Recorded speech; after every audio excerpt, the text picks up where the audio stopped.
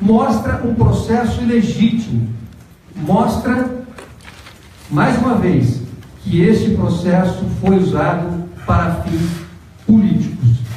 Essas são as primeiras declarações que eu faço, e eu abro a pergunta para que possa esclarecer as dúvidas dos senhores, ressaltando que nós tomamos conhecimento dessa sentença hoje, às 15h40, durante uma audiência na 13ª Vara Federal Criminal de Curitiba, e tivemos a oportunidade de fazer uma leitura no tempo de transporte entre Curitiba até chegar aqui em São Paulo. Então, ainda há necessidade da defesa fazer uma análise entre Curitiba até chegar aqui em São Paulo. Então, a atividade da defesa fazer uma análise entre Curitiba até chegar, isso que eu fiz aos senhores há pouco, uma sentença que condena um homem sem prova da culpa, ao contrário, que despreza a prova da inocência. Então, posto isso, eu abro as perguntas e fico à disposição para os esclarecimentos. Não, só um minuto, por favor.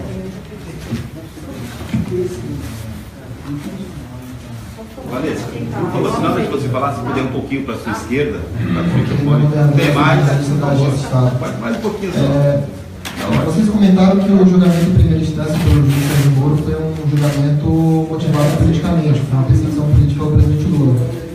Vocês acreditam que o julgamento em segunda instância, com os desembargadores de Porto Alegre, também terá motivações políticas? E uma segunda pergunta, vocês acham que o ex-presidente Lula poderá ter o mesmo resultado que teve o ex-tesoureiro João Macari Neto, que foi inocentado por provas insuficientes?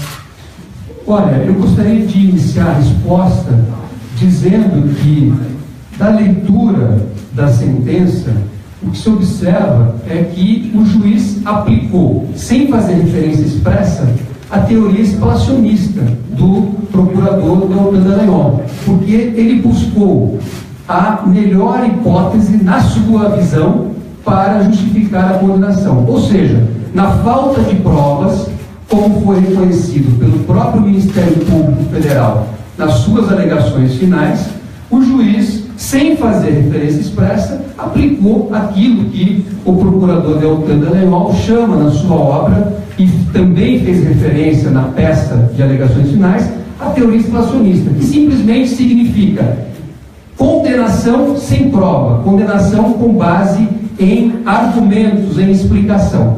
O que é inaceitável, o que é incompatível com a Constituição Federal, com os tratados que o Brasil se obrigou a cumprir e com a legislação.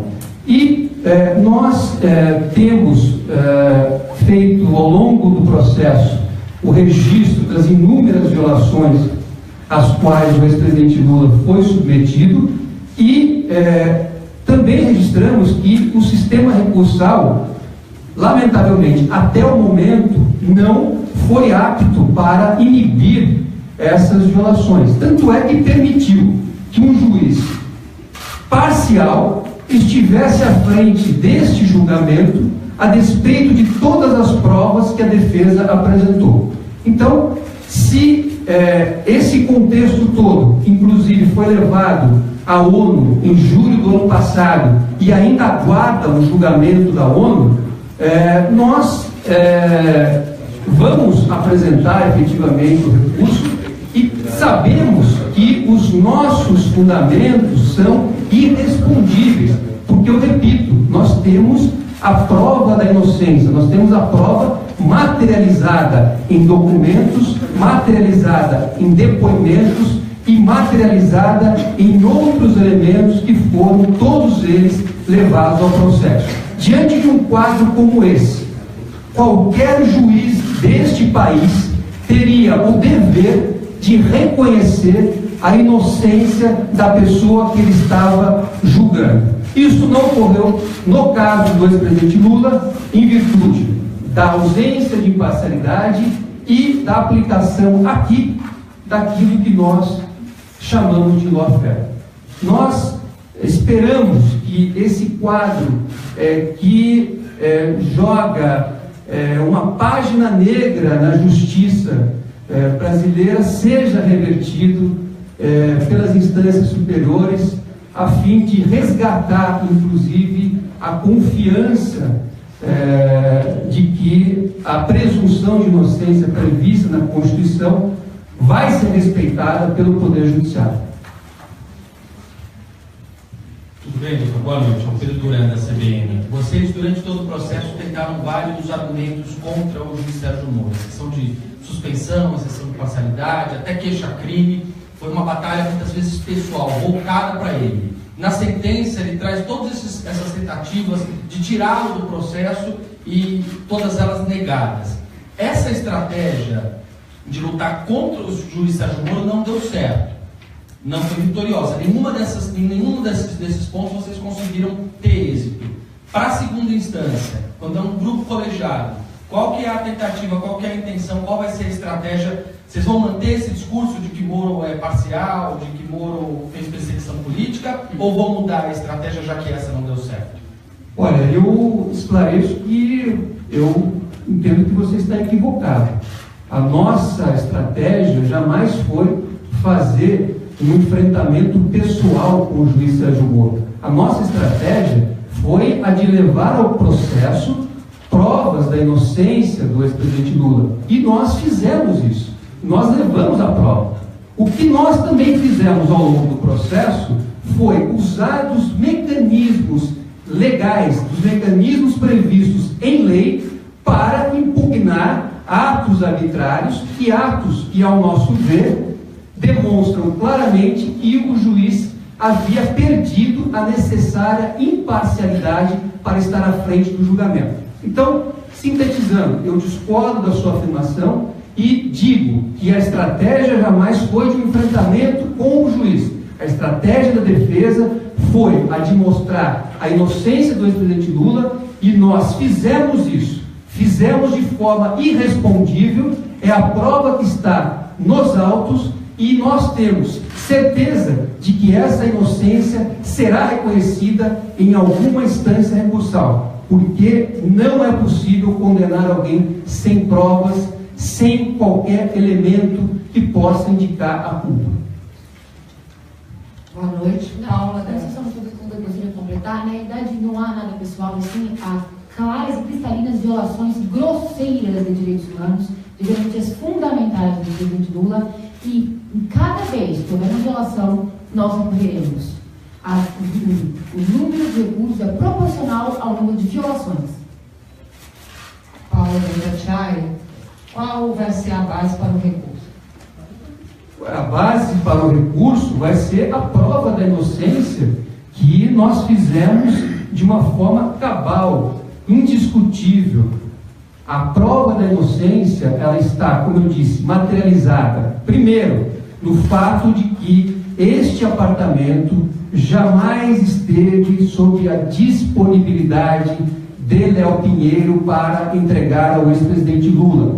Se Léo Pinheiro quisesse sustentar essa tese para agradar a Procuradoria e para agradar ao próprio juiz, ele teria que ter mostrado um recibo de depósito em uma conta específica da Caixa Econômica Federal, que está expressamente indicada no contrato firmado entre a OAS, a Caixa Econômica Federal, dentre outras entidades.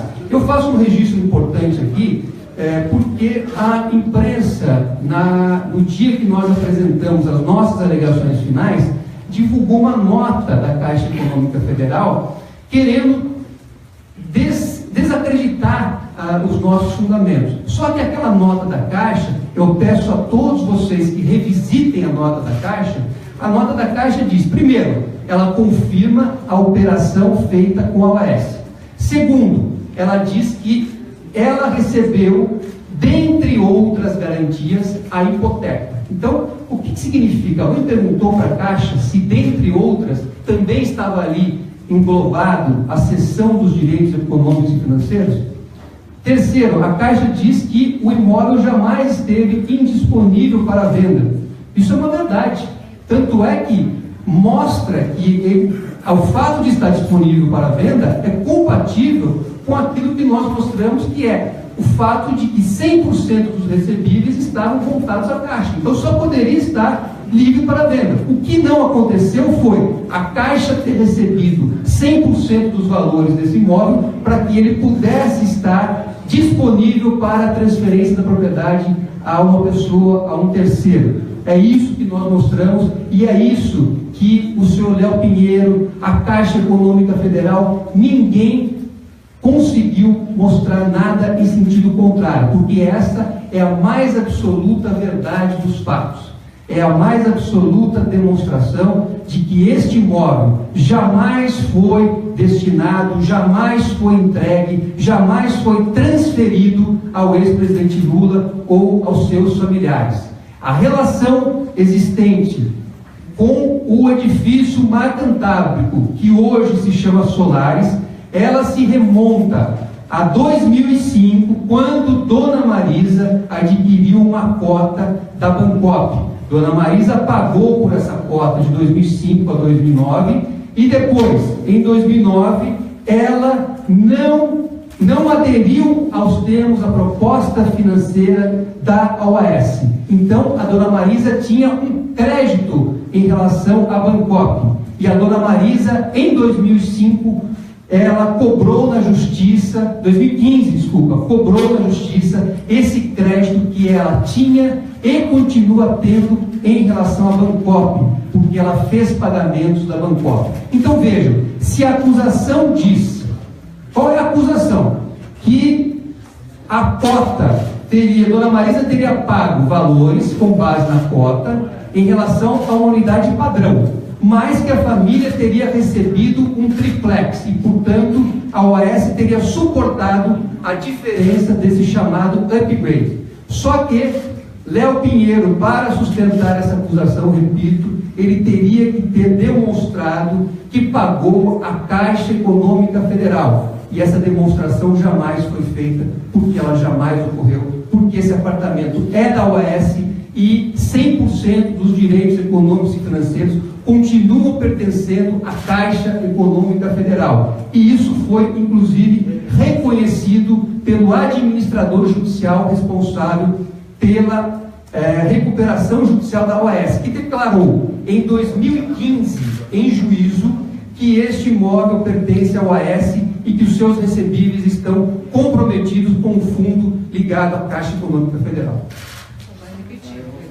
Então, em síntese, a prova da inocência é a base do recurso que será interposto contra esta decisão, contra esta condenação sem prova e que despreza a prova da inocência. Opa, sou Paulo, do Brasil 247. Eu gostaria que o senhor comentasse 2 parágrafos que estão aqui na sentença. Agora um deles saiu da minha tela, mas eu vou tentar fazer de memória, que estava lendo aqui. No parágrafo 2, 3, 4, estamos falando de delação premiada, né? Justamente, que é a base de tudo, né? No parágrafo 2, 3, 4, o juiz Sérgio Moro descreve: a colaboração é sempre voluntária, ainda que não espontânea. Já é uma coisa que tem uma ambiguidade aí no que nós estamos falando, né? E no 240, ele fala assim: a única ameaça contra os colaboradores é a lei. Ou seja, não há coerção ilegal. Nós estamos exatamente falando de como é que se produz isso que nós estamos vendo aí, é o principal depoimento que se apoia a denúncia. Queria que o senhor falasse um pouco disso, como é que é essa delação, como é que é isso, a importância disso aí. Perfeito. É importante primeiro registrar que os principais delatores da Lava Jato depuseram nesta ação penal que hoje foi sentenciada.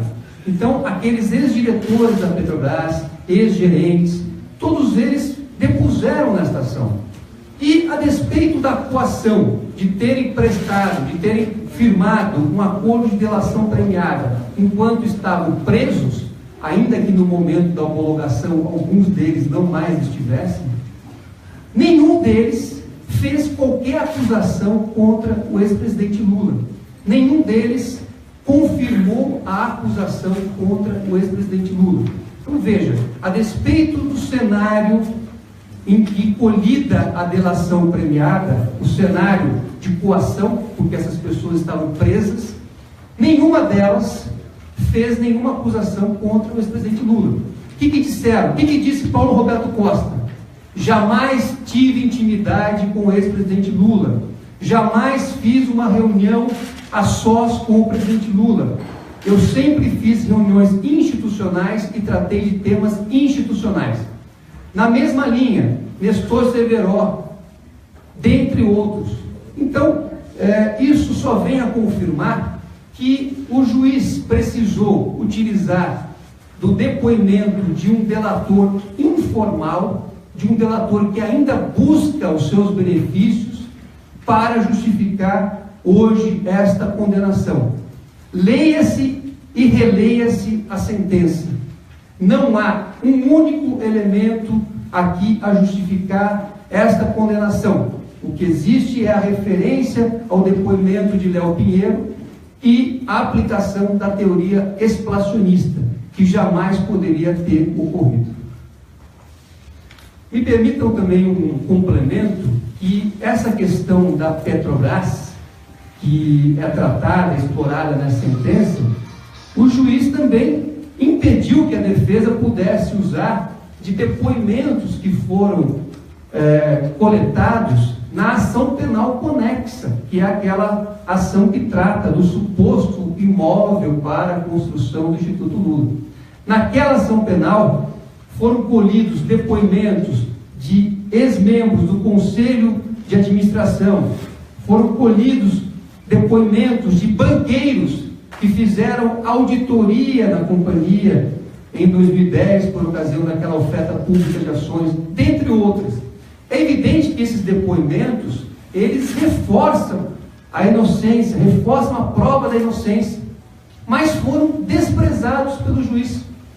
Os senhores vão ler aqui na sentença referência a nomeações de diretores da Petrobras.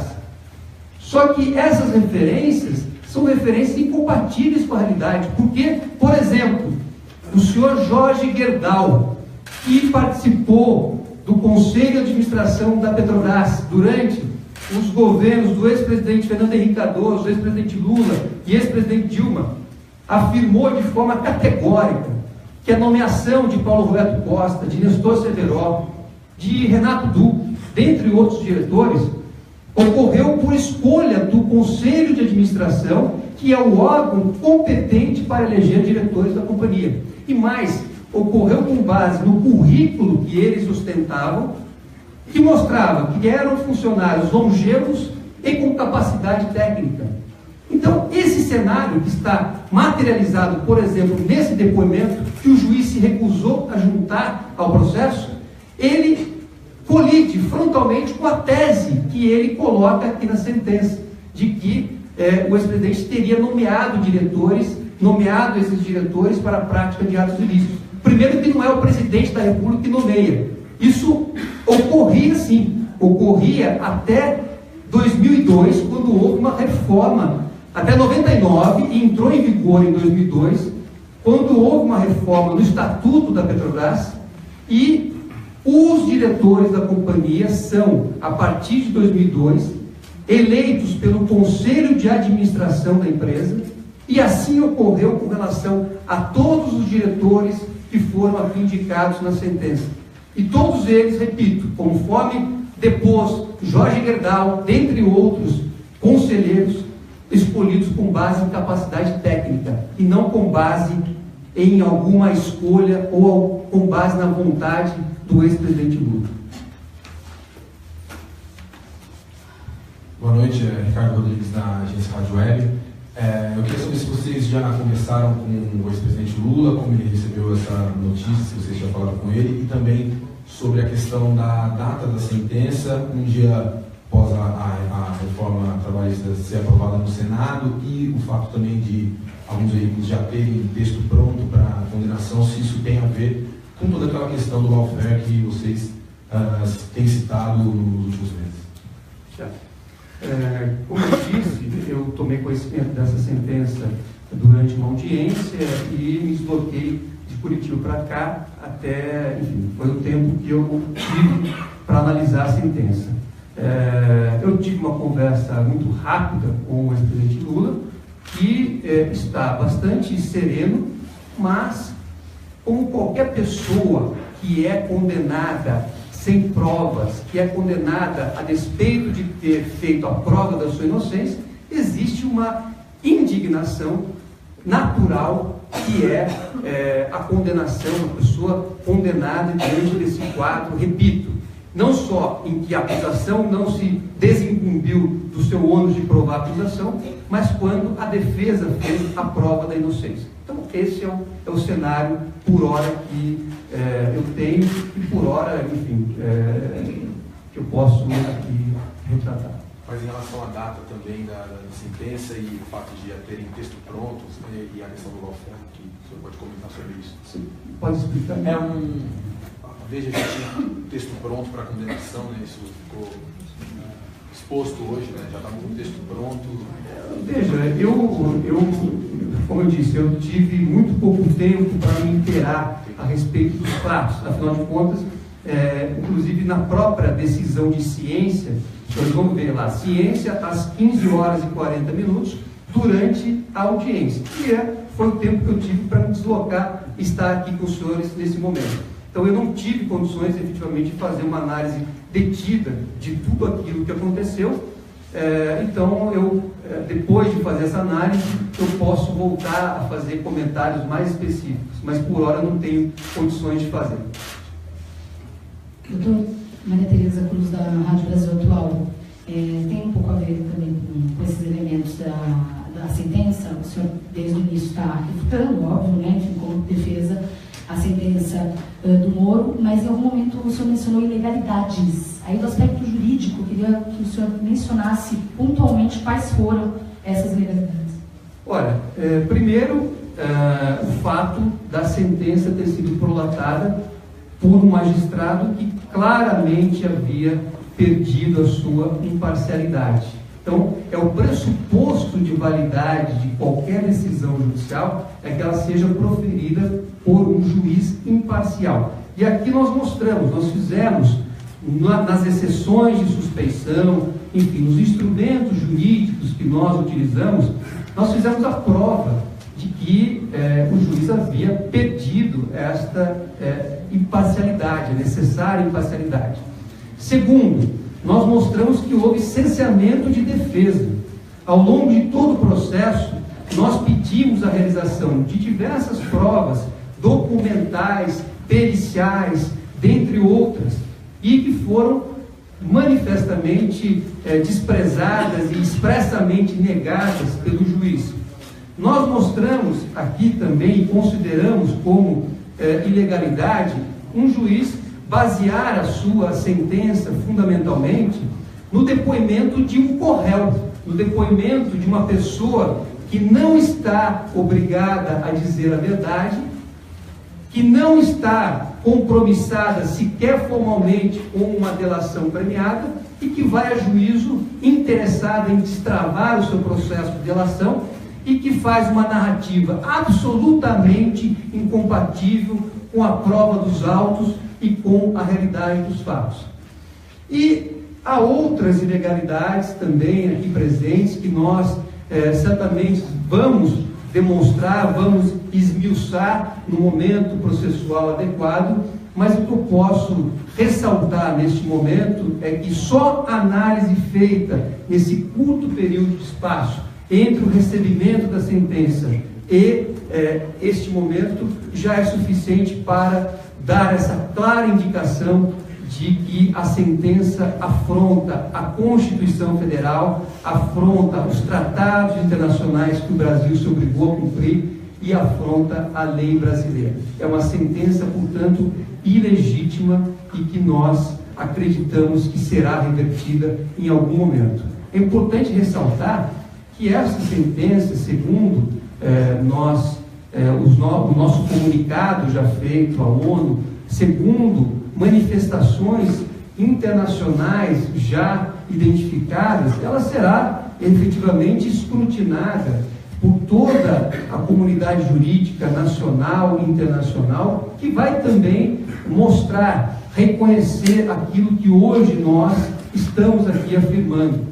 É importante lembrar que ao longo desse processo nós tivemos contato com alguns dos maiores juristas do mundo e todos eles reconheceram que a forma como estava se desenvolvendo o processo era uma forma ilegítima, era uma forma que não é compatível com as regras internacionais de direito. Eu cito como exemplo o professor Luigi Ferraioli, que fez uma declaração pública no Parlamento de Roma, reconhecendo que este processo era um processo ilegítimo, era um processo que constrangia a comunidade jurídica internacional. Ele disse naquela oportunidade que ele, há 50 anos atrás, junto com a Fundação Bassi, estava de olho no Brasil por conta das arbitrariedades e ilegalidades ocorridas durante o regime militar. E que 50 anos depois, este processo do ex-presidente Lula chamava novamente a atenção dele e das entidades jurídicas às quais ele é vinculado. Então, esses são alguns exemplos importantes para reforçar aquilo que hoje nós, da defesa, estamos aqui expondo. Boa noite, doutor. José, da Folha de São Paulo.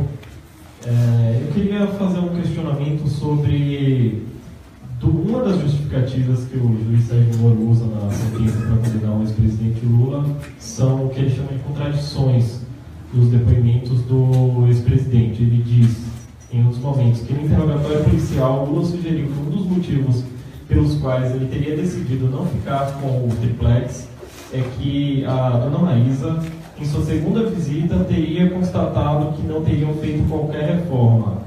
Aí abre aspas, Moro dizendo: fica difícil conciliar essas declarações com a prestada em juízo de que José Delmário Pinheiro Filho sequer teria informado que faria uma reforma no imóvel. Aí em outro momento, parágrafo 475, se o ex-presidente Luiz Inácio Lula da Silva e sua esposa haviam desistido da aquisição do imóvel em fevereiro ou agosto de 2014, por qual motivo a nota do Instituto Lula afirma que ela, em 12 de 12 de 2014, estaria ainda avaliando se optará pelo ressarcimento do montante pago ou pela aquisição de algum apartamento, caso ainda haja unidades disponíveis? Queria que o senhor comentasse, por favor. Certo, eu começo comentando pelo fim. Veja que a conclusão do juiz não é uma afirmação, é uma pergunta. Então, ou seja, ele parte de hipóteses e de meras especulações para justificar a condenação. Então, esse trecho que o senhor leu é um trecho absolutamente pertinente para mostrar isso que nós estamos aqui afirmando. Quer dizer, ele transfere o ônus probatório ao acusado, porque diz que o depoimento não seria totalmente compatível. E dois, ele pergunta por qual motivo não teria ocorrido o evento citado. Então, efetivamente é um cenário de especulação, é um cenário que não se sustenta em nenhuma prova, repito, que tenha sido colhida ao longo do processo e que colide frontalmente com a prova da inocência que nós apresentamos. Eu gostaria de reiterar que das provas que nós apresentamos, provas categóricas, documentais, irrespondíveis, o juiz dedicou 5 de 962 parágrafos para analisar. Esta situação é suficiente para confirmar tudo aquilo que eu estou afirmando. Gente, se eu lembrar também que essa resposta ao Sérgio Moro pode ser facilmente encontrada em qualquer livro de direito cooperativo. Se ele comprar um, ele vai encontrar a resposta. Gente, tem mais 2 pessoas inscritas. Quantos mais querem? Porque a gente já está se estendendo um pouco. Mas, quem mais? Então, são 2 aí, 2, 4. Tá bom? E aí, licença. Luísa Agricultura, eu só ia... Luísa...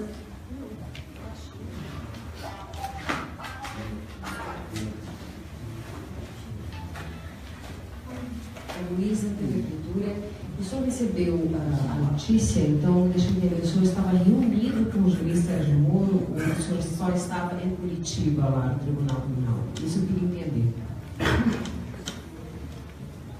Hoje foi marcada e foi realizada uma audiência relativa à ação conexa, que é aquela ação em que o Ministério Público Federal acusa o ex-presidente Lula de ter recebido um suposto imóvel jamais recebido para a sede do Instituto Lula.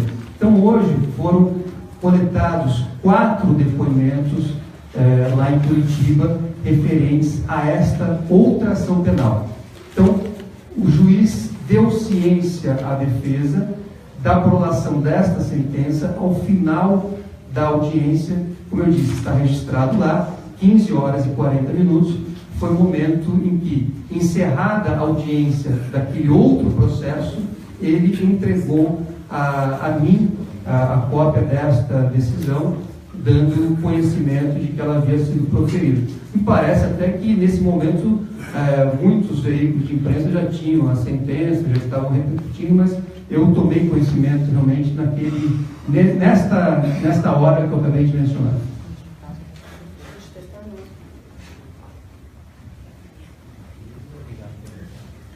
Eduardo, jornalista da TV Brasil. O ex-presidente Lula é réu em pelo menos outros 4 processos, um deles em Curitiba. Eu gostaria que vocês comentassem a respeito desses outros processos e se tem um temor por uma nova condenação nesse processo que corre em Curitiba. Boa noite.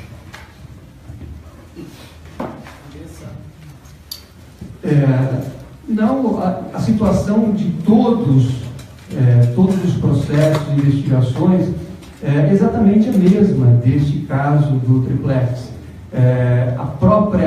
As acusações que foram feitas são acusações também especulativas, baseadas em meras hipóteses, em meras suposições dos acusadores. E veja, em relação a essa ação que eu estava hoje, por exemplo, do imóvel do Instituto Lula, até os acusadores reconhecem que este imóvel jamais foi entregue, tanto é que o Instituto Lula hoje funciona e sempre funcionou no mesmo endereço que na rua Pouso Alegre e não na rua Aberbeck Brandão. Então, não há nenhum receio, a mesma situação de absoluta falta de prova que se verificou nesta ação do Triplex é o que se verifica nos demais casos. É importante lembrar que essas acusações começaram a ser formuladas, começaram a ser veiculadas a partir de 2016, e são acusações que fazem parte, enfim, de uma perseguição contra o ex-presidente Lula, tentando avaliar não uma conduta dele, mas o governo que ele fez. A própria sentença hoje proferida pelo juiz Sérgio Moro pretendeu fazer análise de conduta do ex-presidente Lula enquanto governante, situação que é absolutamente estranha à função dele como juiz. Não cabia ao juiz Sérgio Moro fazer qualquer análise em relação ao ex-presidente Lula e a subordinados dele à época do governo, porque essa é uma análise política, essa é uma análise que é estranha ao objeto da ação, e só reforça o julgamento de natureza política que foi realizada aqui por meio dessa sentença. Leiam os senhores vão identificar parágrafos, como eu disse, de análises políticas, de análises morais, que não estão ao alcance nem do juiz Sérgio Moro, nem de qualquer outro magistrado.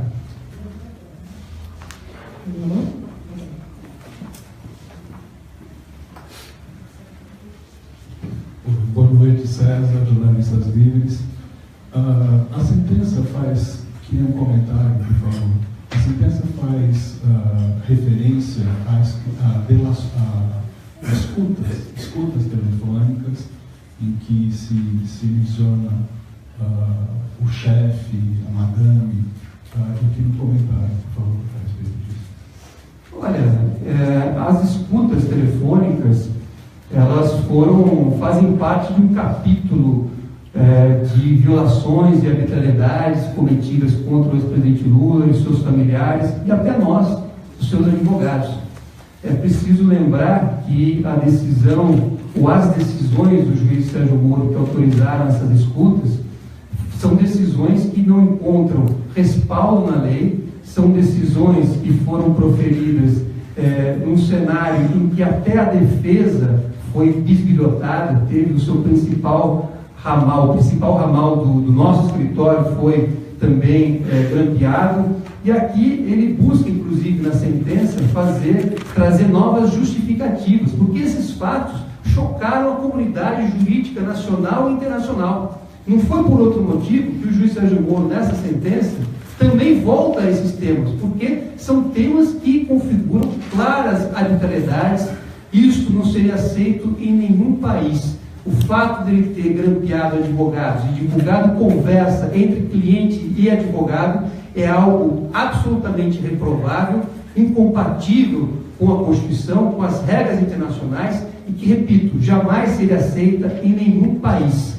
É preciso lembrar que o único precedente que se tem a respeito de um tema como esse foi de um juiz espanhol que grampeou uma conversa entre o advogado e o seu cliente no estabelecimento penitenciário e foi afastado de suas funções por 11 anos.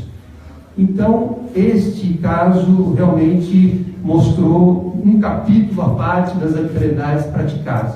E no tocante ao conteúdo das interceptações, nenhuma conversa mantida entre o ex-presidente Lula e interlocutores, ou entre terceiros e seus interlocutores, confirma o básico aqui. Qual é a acusação aqui? Vamos repetir, a acusação é que o ex-presidente Lula recebeu a propriedade de um apartamento triplex no Guarujá e que este imóvel foi comprado através de recursos ilícitos provenientes de 3 contratos firmados entre a Petrobras e a OAS. Essa é a acusação que foi apresentada pelo Ministério Público. Primeiro, onde está a prova de que algum recurso proveniente de 3 contratos firmados entre a Petrobras e a OAS foram usados pela OAS para a aquisição desse triplex? Onde está a prova? Aqui não está, na sentença não está. Segundo, onde está a prova de que o ex-presidente Lula recebeu este apartamento triplex em 2009? Aqui não está. Aliás, a sentença não fala nem como, nem de que forma ele teria recebido. Porque não existe. A sentença ela não muda a realidade dos fatos. A realidade dos fatos é incompatível com esse material de 962 parágrafos que parte de hipóteses, parte de suposições e de um depoimento absolutamente comprometido. Então, repetindo, nenhuma conversa interceptada serviu para comprovar, para dar veracidade à acusação, porque os elementos que eu apresentei que sustentam a acusação não se sustentam com base em nenhuma referência e nenhuma conversa interceptada. Nelson, da Rádio Nacional, doutor. Queria que você comentasse um trecho da sentença do Moro, que fala que haveria a necessidade de prisão preventiva do Lula, porque ele poderia destruir provas, influenciar testemunhas, mas que ele não faria isso por ser ex-presidente, por risco de causar comoção nacional. Olha, é uma afirmação claramente de teor político, porque se ele tivesse algum elemento concreto, ele não pode julgar A ou B por ser ex-presidente da República ou não. Então, esta sentença e essas afirmações fazem parte do contexto político. Qual é a prova de que o ex-presidente teve qualquer atuação que ensejaria qualquer medida cautelar? Nenhuma. Mais uma vez, ele se refere ao depoimento de Léo Pinheiro. Mais uma vez, ele se baseia em declarações de Léo Pinheiro coletadas sem o compromisso da verdade, jamais confirmada por qualquer outro depoimento ou qualquer outra prova. Então, essa é uma afirmação apenas com um objetivo de alcançar manchetes, de macular a imagem e a honra do ex-presidente Lula e de potencializar o espetáculo midiático penal que se transformou esse processo. A última pergunta. Sou Hermínio Porto, do Jornalistas Livres. Sobre o parágrafo 959 e 960, o juiz Sérgio Moro ele fala que caberia cogitar a decretação da prisão cautelar do ex-presidente Lula. Só que ele disse que isso geraria alguns traumas.